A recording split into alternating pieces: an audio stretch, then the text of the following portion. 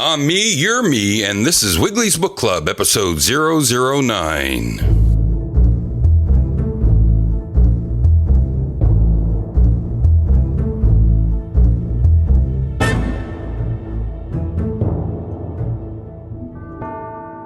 Wiggly's Book Club is a fortnightly record live from Sloppy Joe's Bar in scenic downtown Bethlehem. Wait, Easton. Wiggly's Book Club is brought to you free for no money and is exclusive to the GiantMediaBall.com network. Visit GiantMediaBall.com for program schedules. I have to wait for that to stop.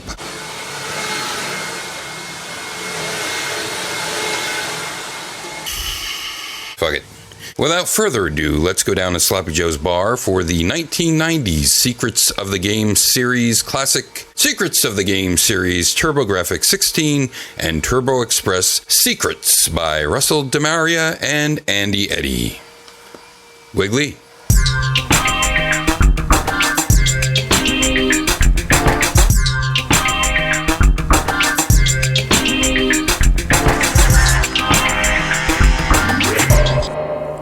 All right, what are we doing? Whoa. All right, I don't have any booze out here. Let's see, I have a little bit of sparkling ice lemonade at 0 calories there. Pour that. And then, let's see, a little bit of Gordon's dry gin. Okay, it's good. And let's see, give it 2 shakes of aromatic bitters, I think. That's what I'm going to do. 1, 2, 3. I don't even have something to stir with. I'll stir with this pair of pliers. They're needle nose, I'll just do them in and out. And try not to break that. And wipe my needle nose off with a scarf that's here. Let's try that. It's good, straight up. Hack 'em. All right, here we go. Oh, this mic is... I don't have anything set up today. Secrets of the Games series.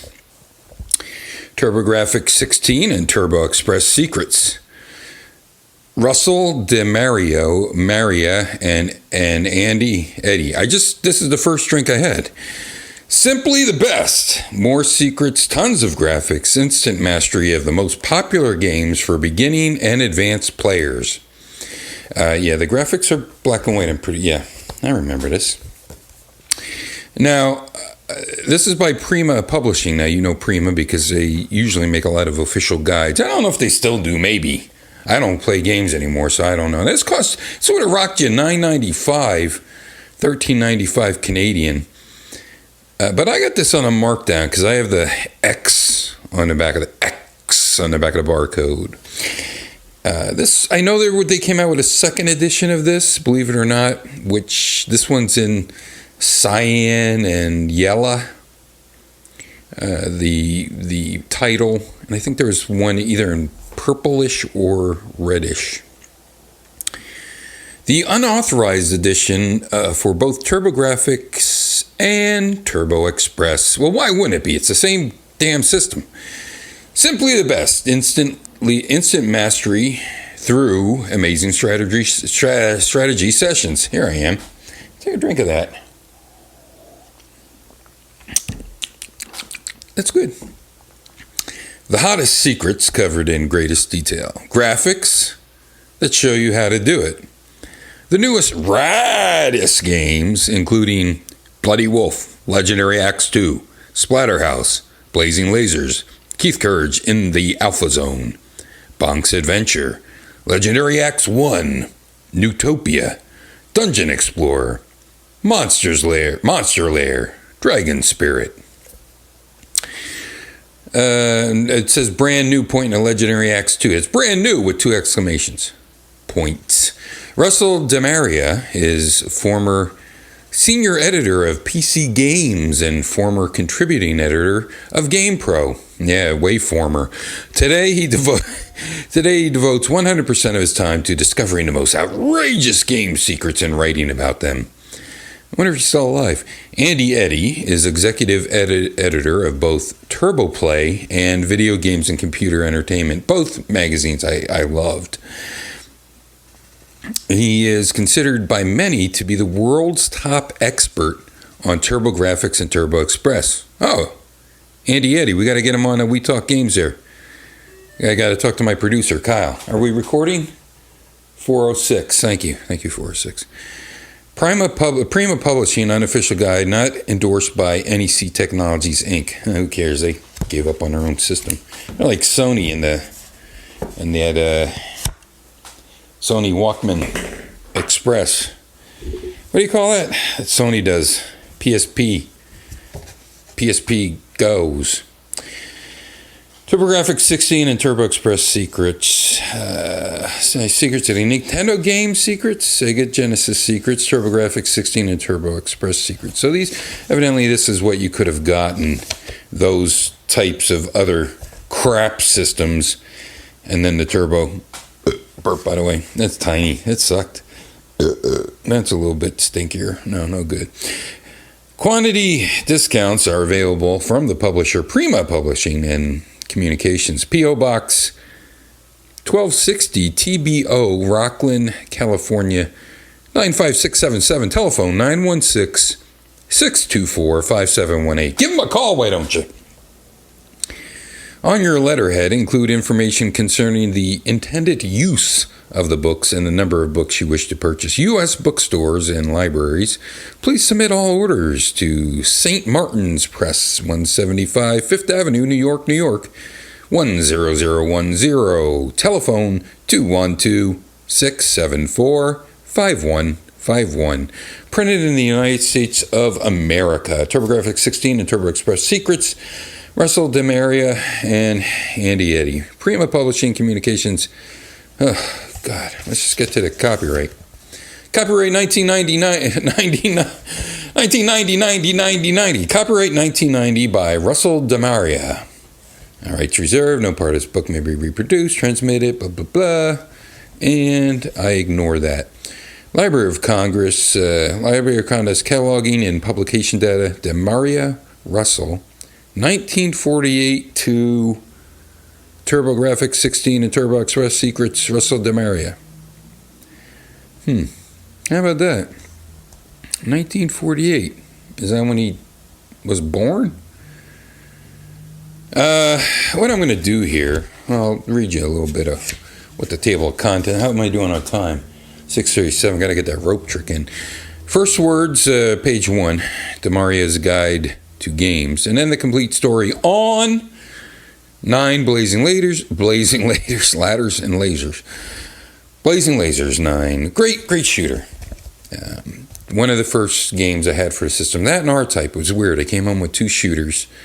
My roommate at the time made comment of that, but we loved both of them and like that. He wanted me to get further and further in R-Type because it was cool with the kids. 27 Bloody Wolf, 48 Bonk's Adventure, 66 Double Dungeons. Don't care for Double Dungeons. It's a side-by-side first-person dungeon scroller with, the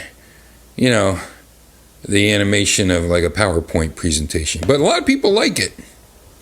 And the space version of that, I believe I talked about recently, was... for the love of Pete. That one. Dragon Spirit we have on 80. I'm tired. Dungeon Explorer 96. I like that game a lot. That's like your gauntlet, you see. Keith Courage and Alpha Zones 116. Only Johnny Capcom read that one.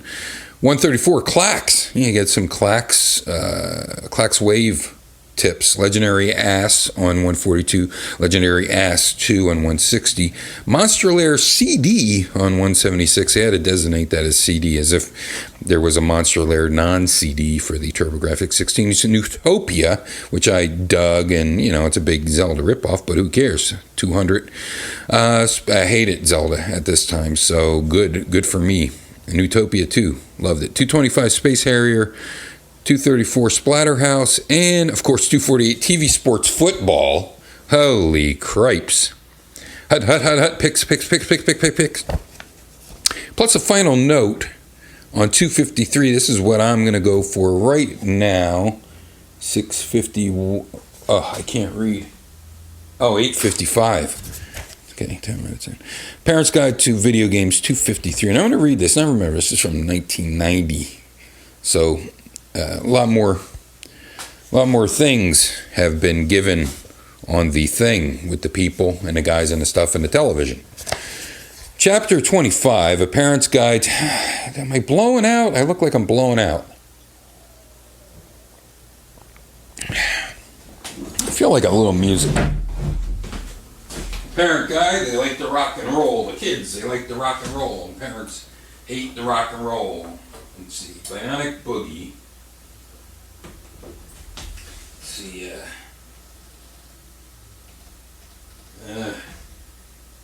how do you do this? Here it is. Yeah. Bionic Boogie. Alright. Makes me feel I'm a little bit more in the mood. Okay. Okay. Oh, it's lyrical. That's what happens to records, kids. They skip. That looks like it's hot. Okay, A Parent's Guide to Video Games. I am a game player. Oh, I thought this was going to be instrumental. Turn it down a little bit more. Okay, how's that? I'm not going to do the rope trick. Say for next episode. 2 weeks, I'll do a rope trick. Got to practice. Parent's Guide to Video Games, Chapter 25. I am a game player. I've played computer and video games actively since the mid-70s. Obviously, I enjoy games. I am also he's not a proud parent. I'm also a parent. At the time I write this, my stepson Shan, S-H-A-N, Shan is 17, and my son Max is 4.5 years old. Max has played video games since he was 2.5. Wow. Life well spent. What I want to offer in this chapter is a little reassurance for worried parents. People who don't play video games often don't understand what the attraction is or whether the games will encourage negative social behavior. They also don't know whether their children are addicted to games. It sure seems like it sometimes. Let's address the addiction issue first. Now, see, this has changed a lot. Of course, Fox News still promotes the fact that, video games are rotting the youth of our minds of our youth. Because they don't play Call of Duty, they play Flappy Bird. Or I'm sorry to pick on Flappy Bird, but they play, their Candy Crush and shit like that. They don't realize they're playing the same type of games. They're probably getting more mad at their games than the kids do. On the That's a good drink. Addiction or what? 12:13. Addiction or what? The good news is that experts in child behavior and learning have been studying video game playing. The ones who have been most public with their findings to date do not call video games an obsession and addictive game obsession and addictive behavior. They don't call. What happens is they don't call video game obsession and addictive behavior. Some studies show that what appears to be an addiction is really a quest for mastery, and my own experience coincides with that opinion.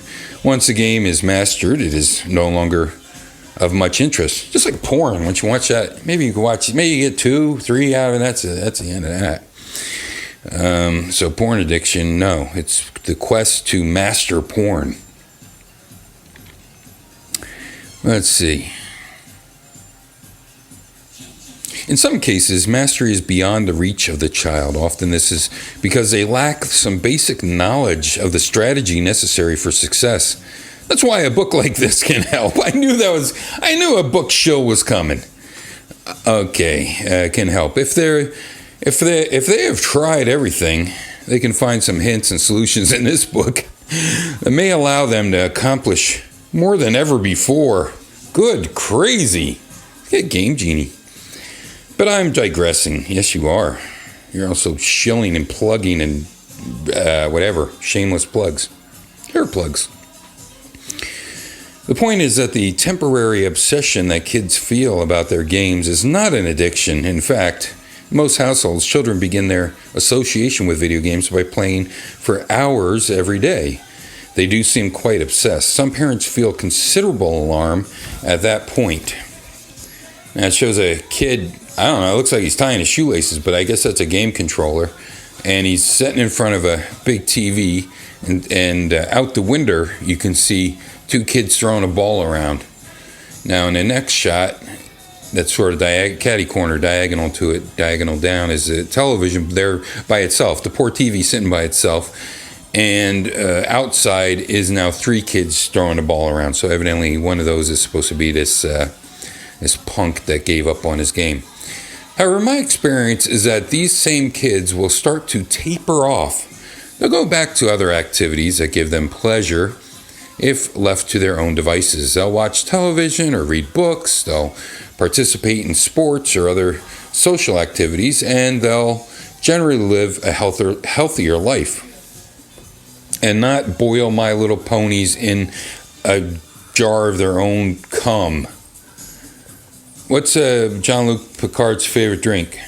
Cum. It never gets old. No one knows who Jean-Luc Picard is. But, you ask, what if they keep going and getting new games to the point where they never stop the obsessive behavior? Well, where are they getting the money from? Rolling kids in a schoolyard?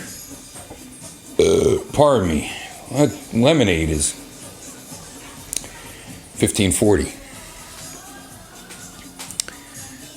Never stop the obsessive behavior. My answer is to draw from my own experience, my own children, and some of my young game testers. So, in other words, anecdotal information have been. Some of them have been able to choose from literally hundreds of games. Oh, this is my disco ball lights on. I got dyslexia and I can't read, and now I got that. I can't see. The glasses have cracks in them. Stinky washed them in the washing machine. I said they were dirty. They do like to play literally hundreds of games on just about every computer and video game system made. They do like to play the new games when they arrive, and they have certain favorites that they return to from time to time. However, they have cooled off on video games somewhat. They like to do lots of other activities. My 17-year-old plays much less than before, though he sometimes encounters a game that absorbs his attention for a few days.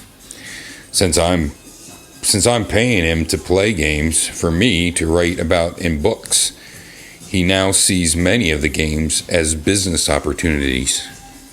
That's why I play games. Business, yeah? A good drink, I finish it. We've never restricted my younger sons playing. I'm almost out of juice. 17, 19. Thank you, Zim. We never tell him he can play only a certain number of hours a day or anything like that. You might think he'd be glued to the screen every waking moment, but it isn't true. He does play often, usually for short periods, but he still prefers free play with friends or drawing or just running around outside. There are those days when he seems to want to play video games a lot, but usually he's pretty moderate. Yeah, well, that's because you're talking about kids. You're not talking about people in their 20s and 30s and losers. Two of my other good players are very motivated to master the games they play, but one plays in local championship soccer team, and the other, this is hard to work around this mic, and the other plays baseball and other sports at his school. These are kids who really love video games and spend the time necessary to master them, but they are also normal, bright, active, healthy children. See that, kids? If you only play video games, you're not normal. While researching this chapter, I spoke with Patricia Greenfield, author of Mind and Media. Oh, that sounds good. The effect of television, video games, and computers. And one of the people currently researching the effects of these games on people, she told me her opinion. Kids will play to master the game. When they finish mastering the game, they will quit. Mad Planets. If your child couldn't put down a book, would you say he was addicted? No. In fact, my personal experience shows that kids are in much better shape mentally after playing video games than after watching TV. Certain brainwave studies confirm this. I also spoke with Peggy Charin, president of Action for Children's Television in Boston, the ACTB, I guess. She said, our position is that video games are fine if that's not the only thing the child does. They are actually interactive at a time when much of child's experience is too passive. TV is a passive exercise. Too often, parents aren't able to provide interaction. Single working parents, for instance, we generally tell parents to relax. These examples and opinions are not definitive. Each child is an individual, and each family must set its own rules and expectations. However, I think my experience with games and children would indicate that there is nothing inherently dangerous or addicting about video games. Later in this chapter, I'll offer some ideas about constructive play. Later in this chapter, 2021. Do I only go to 20 in this show? I'm going to go to 30, I think. I think I go to 30. The issue of violence and sexism. Oh, that's good. Sexism is good. Again, I don't have a lot of research and facts to offer. Oh, that's great. But my experience would indicate that children who play a lot of video games are not particularly violent. My game players are, in fact, quite non-violent. They have never been involved in fighting at school or any other kind of violent behavior. Does this mean that children are never affected by the violent content of many games? I don't know. I think the very young children may exhibit some violent behavior since they have a harder time distinguishing between fantasy and reality. For a while, when he was around 3 years old, my son acted out some of the ninja moves he learned from the games. Definitely the Ninja Turtles. That's the most ninja you get.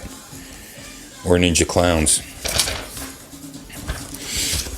Now this shows a kid pointing the controller at the television like a maniac before the Wii, you know. Let's see, Ninja. That was alright until he kicked a few kids at school. I think that's funny. However, all it took to stop that behavior was to talk with him about it, and he has grown older. He seems to see the difference between the fantasy world and on the screen and the world that he lives in. Another problem is deciding whether violent games are bad for kids is in isolating the influence on them. Many of them see violence on TV, both in the news and on their own programming. I wish you would have mentioned a Bible violence. Yeesh. Bringing back a whole 100 and 500 foreskins or whatever it was. I can't remember. Killing 1,000 people with the jawbone of a jackass. Of course, slaying of the firstborn. Who knows how many millions of kids died with that. Right from the big G himself. Many of them see violence on TV, blah, blah, blah, and blah, blah, blah. And some see violence in their own homes or schoolyards. In contrast, the violent content of games is almost always so steeped in fantasy that participating in these games might even discourage violence in real life by offering an outlet in which the child has a measure of control over his or her environment. Most violence in this world is completely beyond our control. It's nice that when you've had enough of it, you can simply press a button and turn it off. It's true. That's nice. That's disassociation. Zen shit. 2323. I've heard of studies that showed a reduction in body tension among gang members who play video games. He's heard of it, indicating that the games may serve as a release. I found this to be true. Well, I can't cite the source, but I actually looked into that as well, and that was the truth. I missed some parts. Sleep environment. Most violence in this world is completely beyond our control. It's nice to know that when you've had enough of it, you can simply press a button and turn it off. Oh, I did read that. Gang stress, indicating that games may serve as a release. I found this to be true around my own household. There is often some frustration involved in mastering a game, but that frustration can be channeled into the game and not into the family environment. Super Meat Boy! Don't throw your controller at the screen, kids. Now it's just a picture of a kid, and I gotta tell you, I love him, but his feet's too big. His 1 foot is like the size of his calf. That's not the size, no, that wouldn't be right. But he's warding a flower. There are many games where violence is not a part of the game, but most games do involve some kind of conflict. Even chess is a modified war game. And I've never heard anyone say it promotes violence. Does Monopoly encourage everyone to become a Donald Trump? Not one game player I've ever met wants to go into the armed services and be a soldier, but everyone wants. But every one of them has enjoyed simulated war games of one kind or another. Oh, I remember the Army had that, I think it was the Army, they had that free game you could download, and it was actually to try to entice people to be in the Army by first-person shooting. There may be, go to strange and exotic places, meet new and unusual people, and kill them. There may be subtler effects, and once again, each child is different, but I don't see that much correlation between violence in video games and the violence in real life. No correlation. Remember, causation and correlation are different. Perhaps my biggest concern in regard to young players is that they have an appreciation for life.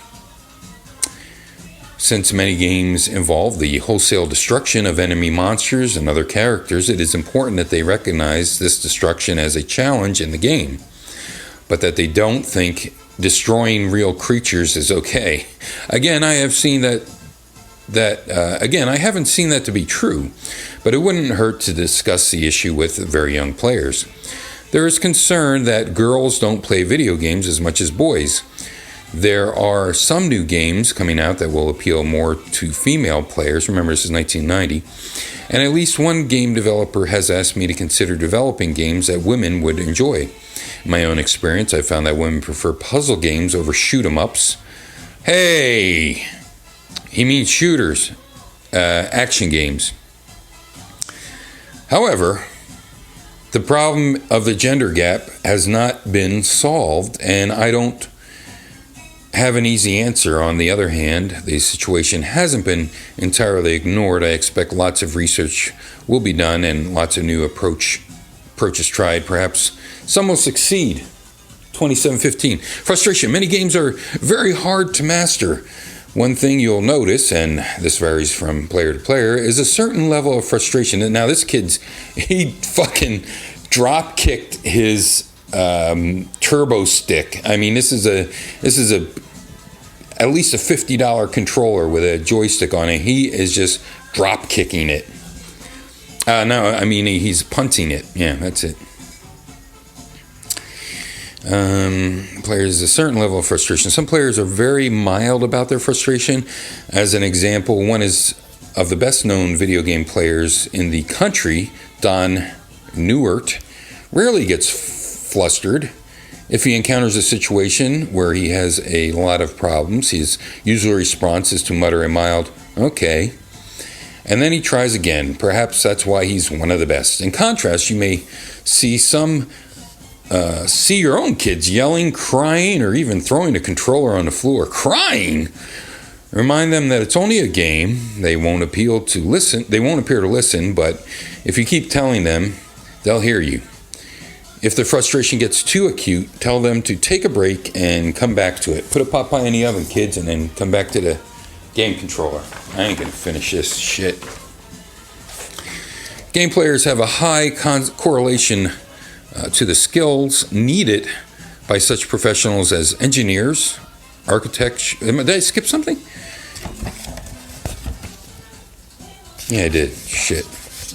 This is a good one. 2856. Oh well.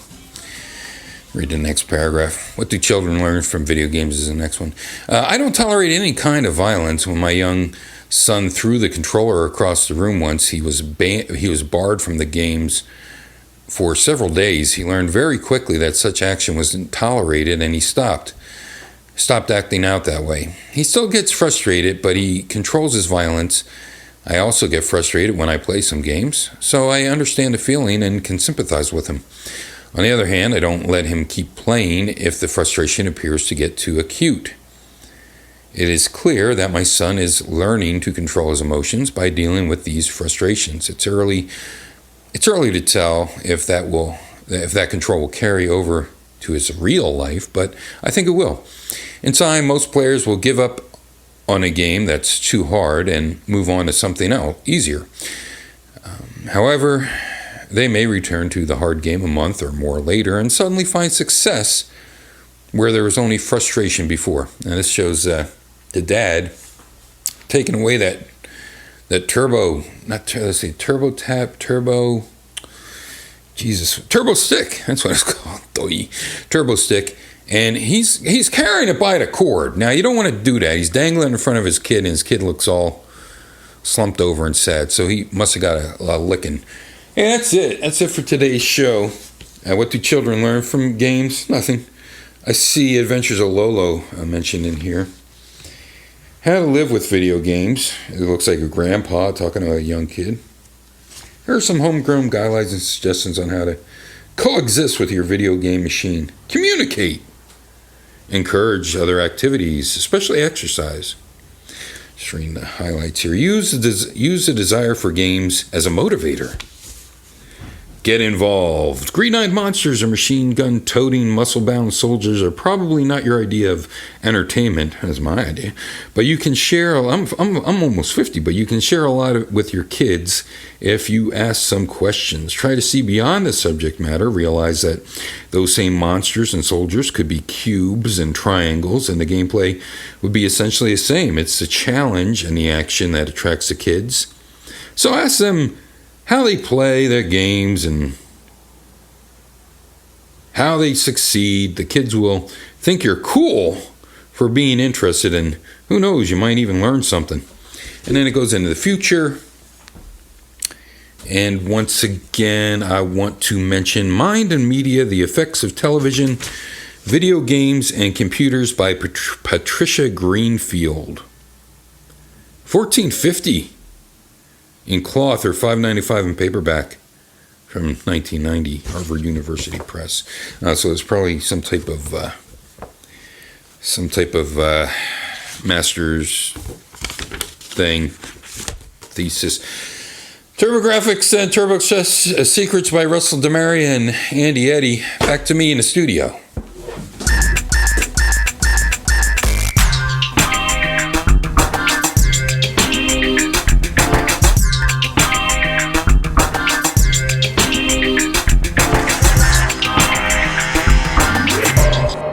Hope you enjoyed tonight's reading of Secrets of the Game series, TurboGrafx-16 and TurboExpress Secrets by Russell DeMaria and Andy Eddy. To own your own copy of Secrets of the Game series, TurboGrafx-16 and TurboExpress Secrets by Russell DeMaria and Andy Eddy, I don't know. Management would also like to apologize. Tonight's super secret surprise celebrity guest, Jennifer Connelly, could not be on the show. She has a restraining order against me. For Wiggly and the entire staff of Wiggly's Book Club, I am Wiggly. And remember, kids, RIP. Reading is fundamental.